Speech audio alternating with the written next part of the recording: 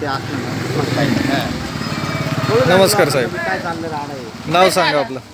मनोज काशीनाथ कांबळे, बर, कशा करता आलीत आपण? मराठा सर्वेक्षण सर्वेसाठी बर बर, कुठं आहेत आपण कामाला? महानगरपालिका तुम्ही ट्रेनिंग दिली? केडगाव. बर, आपल्याला काही ट्रेनिंग झालेली आहे का?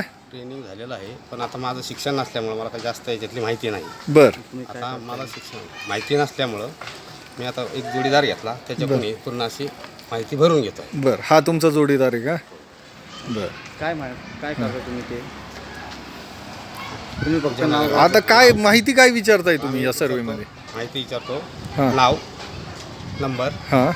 जर आधार कार्ड असेल आधार कार्ड, बर अशी माहिती. बर, आणि बाकीची माहिती की बाबा घर आहे का, काय काम करतो, काय व्यवसाय? याच्यातलं आता जे जेवढं आता मला तर यातलं काही जास्त कळत नाही. बर, आपण पालिकेत काय म्हणून आहेत तुम्ही? इलेक्ट्रिक मदतनीस म्हणून. हां, इलेक्ट्रिक मदतनीस इलेक्ट्रिक मदतनीस.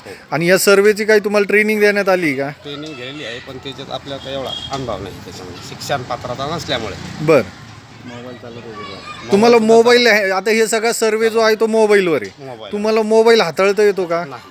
नाही हाताळता येत. मग तुम्ही सर्वे कसा करणार तर साहेब? मी हे अधिकाऱ्यांना सुद्धा सांगितलं, बर लहारी साहेबांना सांगितलं, मला याच्यातलं काही जमत नाही. लहान कोणतं अमोल का?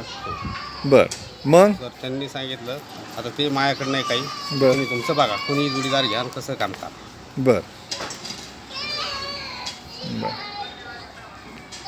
मग हे इतकी जबाबदारीचं काम आहे, मराठ्यांचं सगळं आरक्षण याच्यावर अवलंबून आहे साहेब तुमच्या सर्वेवर.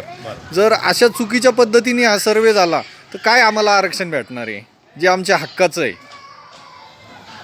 तर साहेब आता मला याच्यातला अनुभवच नाही. बर ना शिक्षण आहे मी पहिली पास.